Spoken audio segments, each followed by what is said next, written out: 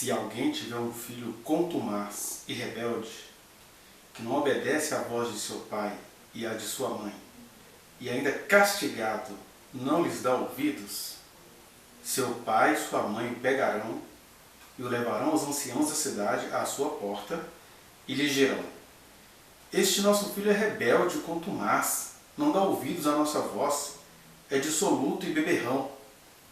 Então todos os homens da sua cidade o apedrejarão até que morra. Assim eliminarás o mal do meio de ti. Todo o Israel o temerá, ouvirá e temerá. Assim diz o que está escrito em Deuteronômio 21, do 18 ao 21. Estamos aqui diante de mais uma passagem que é a manifestação da graça de Deus, conversando com uma cultura que precisava sobreviver à própria basicalidade. Esta é mais uma das passagens do Deuteronômio que não tem a ver com um pensamento de Deus, que Deus concorde com isso. É Deus dialogando com aquilo que as pessoas conseguiam compreender na sua basicalidade. A gente sempre tem de lembrar. É um povo que a época em que essas leis foram escritas não tinha um avanço jurídico, não tinha pesquisas científicas, não compreendia profundamente a natureza humana, não compreendia as relações sociais, né? Tinha conhecimentos médicos, matemáticos, mas os conhecimentos da estrutura humana e das relações sociais era praticamente nulo, precário. Para se ter uma ideia, esse período aí foi mais ou menos 600 anos antes de Aristóteles, que escreveu um livro chamado Política, né? Então os gregos ainda viriam escrever algo sobre a elaboração política. Por que é importante a gente ter isso em mente? Porque o que a gente faz? Nós hoje, com todo o conhecimento que o Senhor nos deu, entre nós se encontram muitas pessoas que pegam essas escrituras para colocarem em prática os seus desejos básicos, não é nem básico no sentido de estruturais, é básico no sentido de que as pessoas se recusam a avançar no conhecimento que Deus nos deu. Então, primeiro vamos ao que esse princípio quis dizer àquela geração de cerca de 1200 a.C. Primeira coisa que a gente tem aí, por falta de meios elaborados para lidar com o filho rebelde, tinha que se recorrer à pena de morte, né? Segundo, é fato que existem seres humanos com uma estrutura perversa, porque aqui diz o texto que o filho é desobediente, contumaz, sistematicamente desobediente. Existem seres humanos que vocês podem tratá-lo, que pode ser tratado da melhor maneira possível, que há algo rodando errado dentro dele, e aí você pode atribuir isso a perversões, a psicopatologias e até a interferências espirituais. Afinal, a gente está falando aqui sobre fé, e nós sabemos que algumas pessoas, a gente não pode determinar quem sejam elas, algumas pessoas foram até feitas pelo diabo. Isso é uma longa discussão, mas elas estão entre nós. E como não se tinha como avaliar essas questões, não tinha nenhum estudo psicológico avançado, recorria-se ao remédio mais prático, que é gente perversa que não sabe ouvir pai e mãe, e aqui não se trata de criança, aqui se trata de gente adulto, porque aqui se refere a ele se envolver com vícios, né? A palavra que é usada aqui é dissoluto e beberrão, ou seja, é um cara dado à baderna e um cara dado a viagens drogaditas, digamos assim. Então trata-se de alguém que tem consciência e que até os conselhos, as recomendações do pai são pegos por esse alguém para usar de maneira perversa. E aí naqueles períodos só tinha um jeito para o perverso, a pena de morte feita coletivamente para que ficasse um exemplo para aqueles povos, né? Até para aquelas crianças que fossem crescer, eu não posso seguir esse caminho, era o caminho do medo. O primeiro problema que a gente tem aí nessa passagem é que muita gente na atualidade, em pleno século XXI, pega esses princípios, por exemplo, para fazer covardia com as crianças pequenas. Tem gente que, por exemplo, só porque acha que uma criança está mentindo, uma mãe acha que uma criança está mentindo, pega fio de cabo de energia, fio de elétrico e bate, tortura a criança para ela nunca mais mentir para a mamãe. Eu fico assim, se essa mulher tomasse um soco na boca toda vez que ela mente, será que ela ficaria satisfeita? Porque ela acha que ela, no alto dos seus 70 quilos, tem o direito de quebrar uma criança todinha porque ela acha que a criança está mentindo para ela, e ainda que fosse verdade, não é assim que você vai arrancar uma verdade de uma criança, né? Essa basicalidade ela é tão estrutural que no Brasil, ali entre o período de 2010 a 2014, estabeleceu-se algumas leis do Conselho Municipal do Desenvolvimento da Criança e do Adolescente, onde esses abusos que os responsáveis praticam contra crianças, eles passariam a ser fiscalizados. E trata-se de abusos, de tortura, de covardias mil que até hoje acontecem. Aí as pessoas da oposição fizeram o quê? Começaram a chamar isso de lei da palmada. Quando você vai ler a lei, não tem nada que proíba a palmada, aquelas relações básicas que podem acontecer em cada família. O que se estava falando ali era contra essas torturas, era contra o apedrejamento de crianças, para ficar como exemplo, sendo que aqui nem se trata de criança, que se trata de uma pessoa que tem consciência, que é dissoluta e beberrona, ou seja, uma pessoa entregue à baderna, com toda a consciência que ela tinha, não era criança. Mas aí pessoas se revoltaram, agora eu não posso educar meus filhos. O que é educar os filhos que eles estavam dizendo? Não posso mais bater, não posso espancar. Tem aquele mito social, né, que se eu não bater, a polícia vai bater, então a pessoa acha que educar é espancar, e ainda tem aquela coisa, não porque aconteceu isso comigo, eu nem me tornei uma pessoa má, e aí a pessoa nem percebe que é fato que ela não se tornou uma pessoa má, mas ela se tornou uma pessoa medrosa, uma pessoa amedrontada, uma pessoa medíocre, uma pessoa que não conseguiu ter muitos horizontes em nome dessa suposta submissão imposta, né?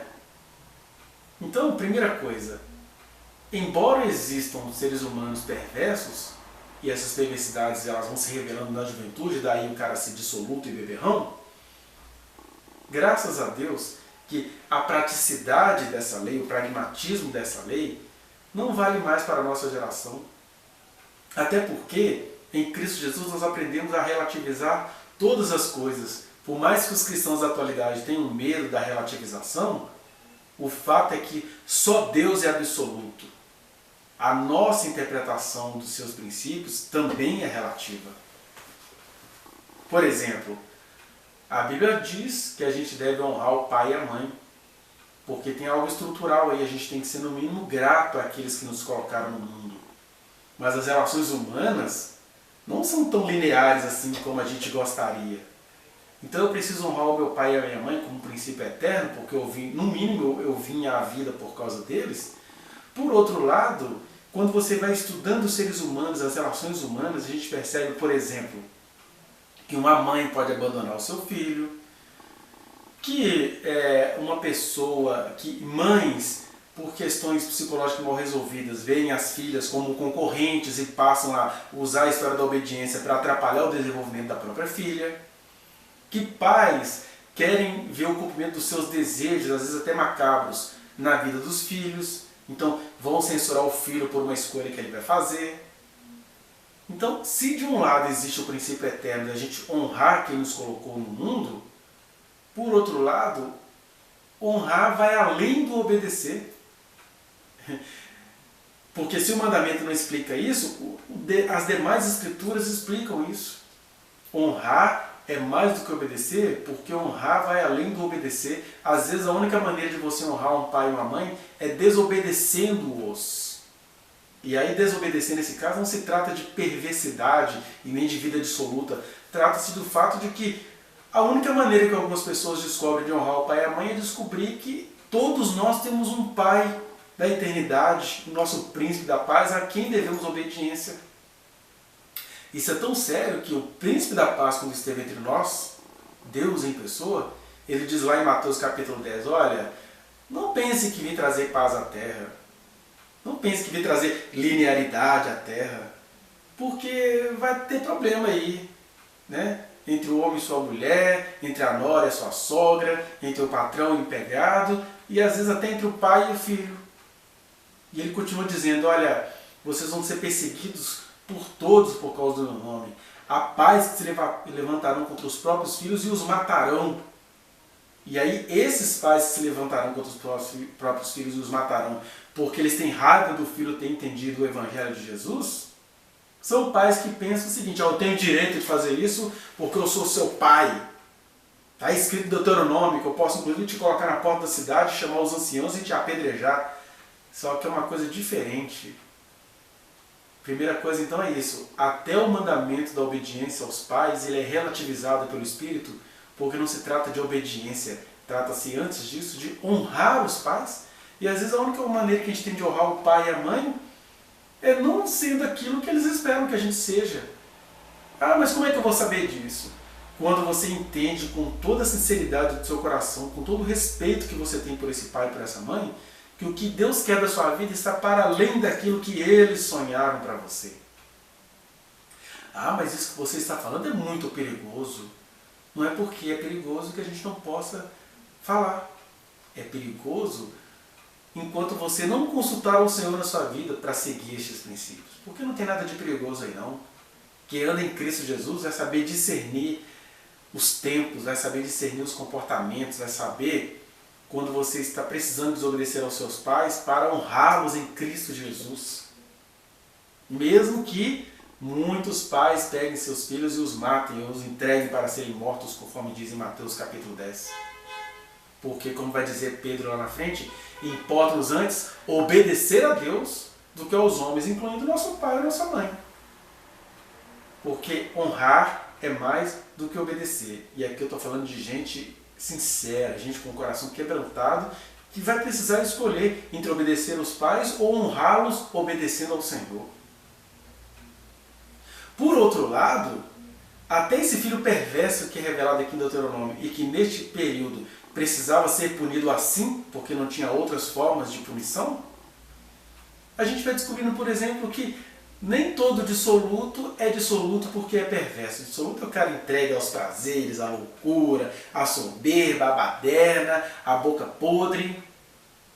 Muitas vezes é um filho que está chamando a sua atenção. E aí, não querendo psicologizar a existência, e tudo isso tem que ser visto com muito amor, mas as coisas precisam ser vistas com muita parcimônia. E a gente aprende isso com Jesus, quando ele nos diz, não resista ao perverso, ou seja, procure entender as razões da perversidade desse perverso, que às vezes ele nem é um perverso, ele só está com um conflito mesmo. Mas para a gente é mais fácil ficar ofendido. É muito comum quando a gente vai entrevistar os pais ou mães, e eles assumem que a maioria das vezes que eles vão corrigir seus filhos é para descarregar a raiva que eles estão sentindo de outra coisa. Porque toda vez que você corrige um filho porque você quer que ele aprenda alguma coisa, não tem essa violência toda.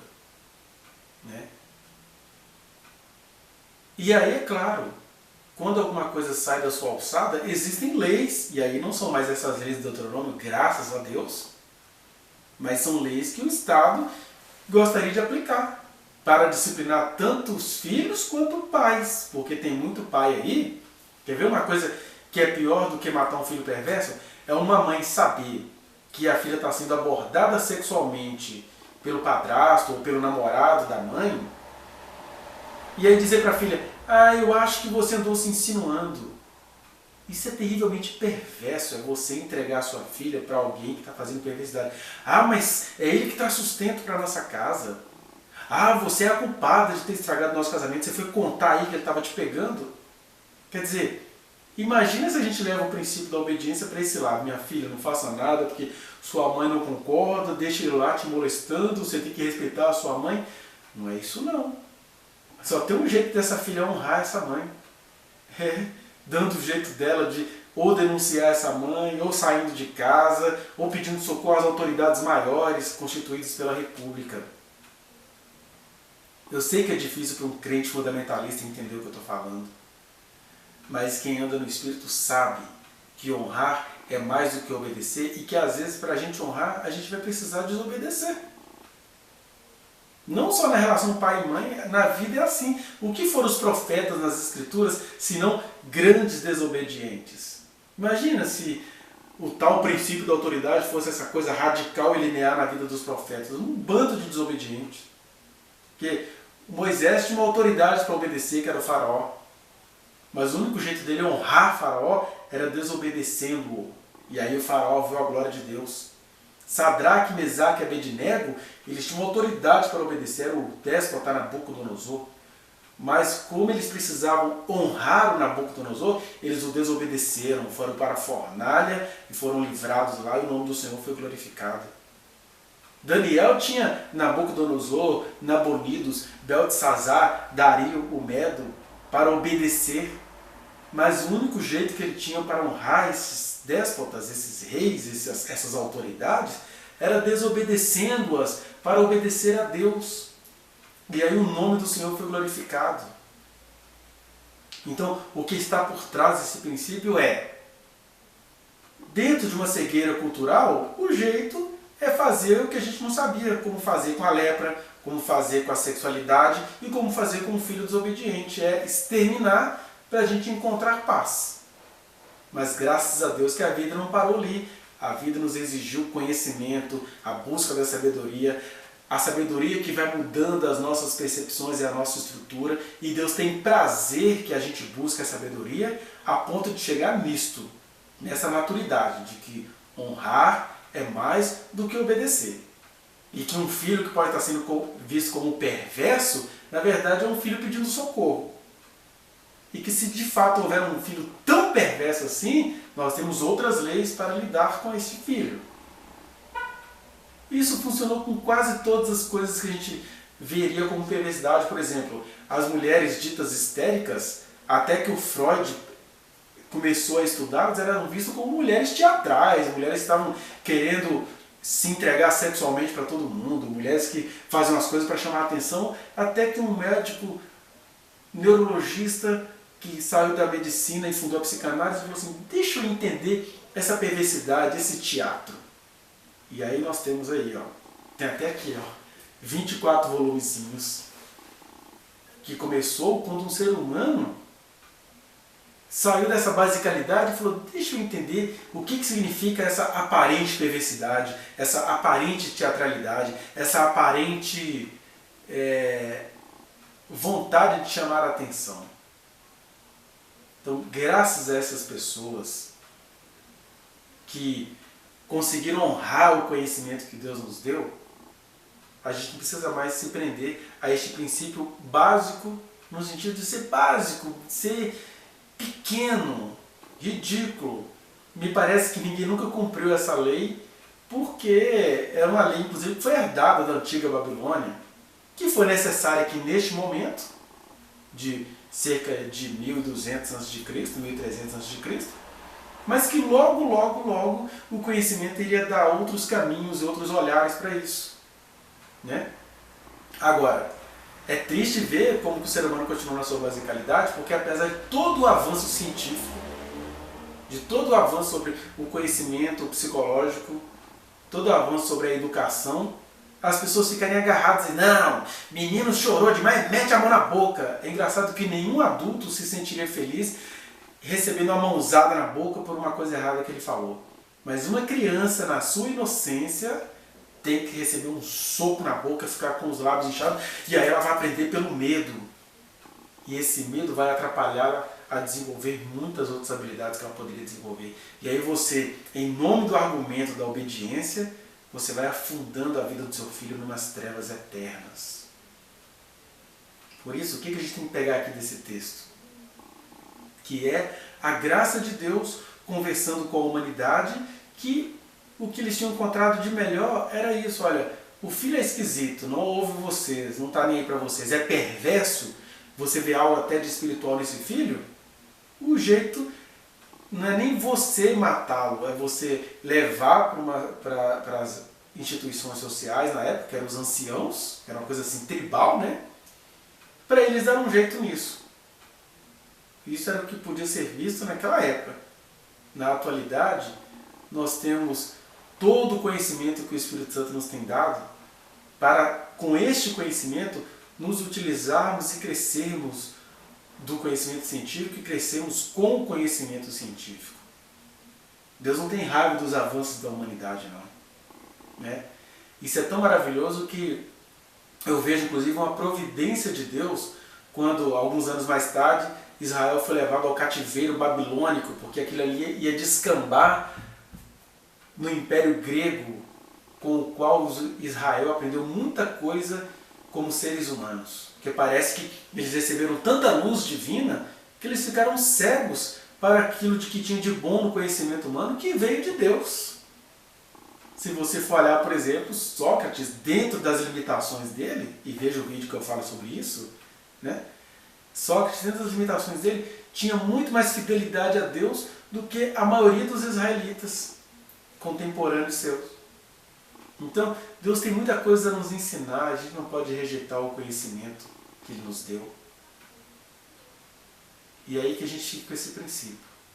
Honrar o pai e a mãe é um princípio eterno, porque a gente precisa ser grato às pessoas que nos trouxeram a vida. Mas honrar o pai e a mãe jamais pode significar deixarmos sequestrar pelas cegueiras desse pai e dessa mãe. Deus em pessoa agiu assim o tempo inteiro. Já pensou se Jesus fosse linearmente e estritamente obediente a esse princípio da autoridade tão adorado pelos atuais pastores? Ele nem seria o Messias, porque a própria Maria, junto com os irmãos dele, achavam que ele estava louco. Foram buscá-lo algumas vezes para prender porque ele estava louco. E não ganhava dinheiro, ficava fazendo milagres o dia inteiro. Mas, para honrar a mãezinha dele que o colocou no mundo, ele precisou desobedecê-la. Isso são princípios que você vai encontrando por todo o Evangelho. Ainda que isso te custe a vida. O importante é você honrar a Deus. Porque você vai descobrir, por exemplo, que uma pessoa dissoluta é só uma pessoa que está extremamente mal resolvida. Que melhor do que praticar essa coisa fácil de matar quem está te desagradando, ou quem está te ofendendo, é você usar a ofensa daquela pessoa que é aparentemente perversa para aprender um pouquinho sobre você. E é claro que eu não estou falando também daquela alienação. Às vezes a mãe é filha de um... Às vezes a pessoa é mãe de um homem perverso que tem um propósito de estar envolvido com drogas, aí ela larga todos os filhos para ficar lá se matando, cuidando daquele filho que já demonstrou que ele tem compromisso com a perversidade. São os opostos, são os paradoxos. A gente vive assim, uma sociedade que quer espancar criancinhas, mas quer ficar dando cobertura a homens que batem na mãe, que estupram a irmã, que fazem um monte de coisa em nome da droga que ele quer consumir. São coisas diferentes. Por isso que a gente tem que ficar com o princípio do honrar e não da obediência irrestrita. Toda obediência tem um limite. Qual é o limite da obediência? É o honrar. Honrar é mais do que obedecer. Às vezes, o único jeito que você tem de honrar alguém, honrar o pai ou a mãe, é desobedecendo-os naquilo que ficou comprovado que é perverso que eles querem aplicar na sua vida. Que o Senhor nos abençoe e que Ele ilumine essas palavras para as particularidades daquelas pessoas que estão me assistindo. Honrar é mais do que obedecer. Mesmo que um dia na história da humanidade, por a gente não entender a estrutura humana, filhos foram apedrejados pela nossa falta de compreensão. Mas graças ao bom Deus, tudo mudou. O Evangelho todo anula esse trecho. Graças ao nosso bom Deus.